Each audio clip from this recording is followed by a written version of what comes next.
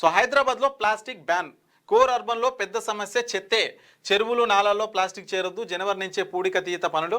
రోజు ఫీల్డ్లో జోనల్ అధికారులు 10 రోజులకు ఒకసారి చెత్త తొలగింపు డ్రైవ్ చేపట్టాలి. నిర్లక్ష్యాన్ని సహించేది లేదు. పత్రాలు పాలన అంత స్మార్ట్గా ఔటర్ లోపల ఈ బస్సులు ఈ ఆటోలు నడిపేలా చర్యలు. జిహెచ్ఎంసీ సమీక్షలో సీఎం.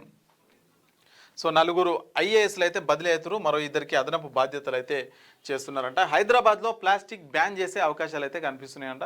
మరి నగరం విస్తరిస్తున్న క్రమంలో ఇప్పుడు కొత్తగా 3 కార్పొరేషన్లు ఇచ్చి దేశంలోనే అతిపెద్ద కార్పొరేషన్గా హైదరాబాద్ అయితే ఉండబోతుంది.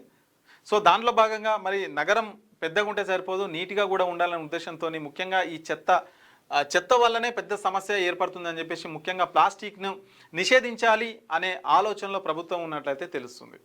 సో అది ఎంతవరకు సాధ్యమవుతుందని చూడాలి. ఇక జనవరి నుంచే పూడికతీత పనులు సాగుతాయంట.